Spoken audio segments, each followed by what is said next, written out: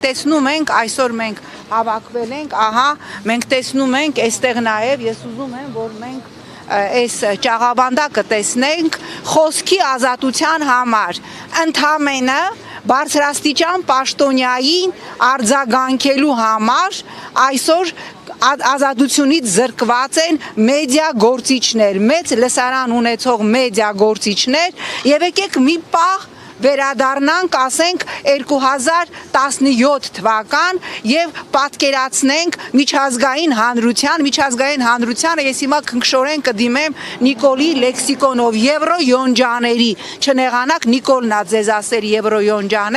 եվրոյոնջաները ինչպես կարձագանքեին, եթե հետույք բարի համար, օրինակ, այն խմբագրությունում, որտեղ ես եմ աշխատել, հայկական ժամանակում ինձ կամ Նիկոլին կամ որևէ մեկին տանեին եւ կալանավորեին, ասեմ ինչ կլիներ, այս հիմա կնկարագրեմ ինչ կլիներ, չարտերային ռեյսով անմիջապես Հայաստան կգային մոնիտորինգի հարցով Հայաստանի համազեկուցողները, Հայաստանին Եվրոպայի խորհրդում կասեին ձեզ զրկում ենք ձայնի իրավունքից, մոնիտորինգի հանձնաժողովը 5 հատ զեկույց կհրապարակեր, որ Հայաստանում ոտնահարվում է խոսքի ազատությունը, Սվիտալսկին էլ այստեղ պարկած կլներ եւ իր հերթական գրքի համար նյութ կնախապատրաստեր։ Ես կրկնում եմ, այսօր Հայաստանում հաստատված բռնապետությունա մի ակտիվիստի տալիս եմ անունը Թորգոմ Տեր Մկրտչյան կանչել են Արարատի ոստիկանություն ուշաթափվեք պատճառը ասել են դու լայքել ես ինչ որ մի քաղաքացու գրառումը այդ քաղաքացու գրառման մեջ մենք սպառնալիք ենք տեսել իշխանության հասցեին դու կիսում ես այդ սպառնալիքի պատասխանատվությունը դուք պատկերացնում եք ես չգիտեմ ԻՈՆԵՍԿՕ-ն գերեզմանում այս աբսուրդի թատրոնից 1000 անգամ շուռ կգար ես իմ աչքի առաջ եւ նաեւ Պարոն Մելիքյանի աչքի առաջ դատարանի դահլիճում մահացել է մեր ընկեր, մեր գործընկեր ազնվագույն հայ Արմեն Գրիգորյանը։ Մենք տեսանք, որ նույնիսկ Ռուսաստանը, որի քաղաքացի էր Արմեն Գրիգորյանը,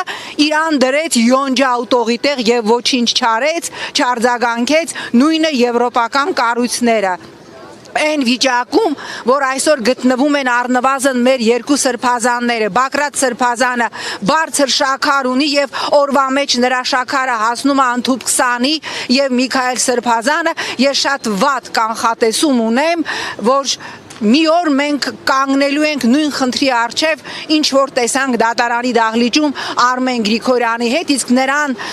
կալանք տվող հիշում եք դատավորը Արուսյակ չգիտեմ ինչյան, հետագայում մի հատ սպիտակ խամերի վրա փռված նկար էր գրել եւ ասել էր ես պրոբլեմ չունեմ, ես ամեն ինչ արել եմ ճիշտ, հետո նույն կնոջը մենք հանդիպեցինք հակակոռուպցիոն դատարանում, նա դատվում էր բացառապես ուրիշ գործով։ Ես կրկնում եմ,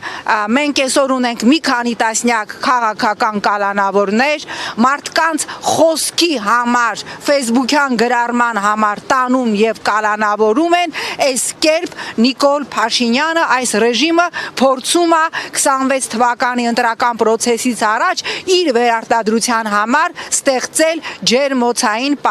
պայմաններ։ Պիտի չլռենք, լուծումը սա է, պիտի խոսենք եւ պիտի բարձրաձայնենք։ Շնորհակալություն։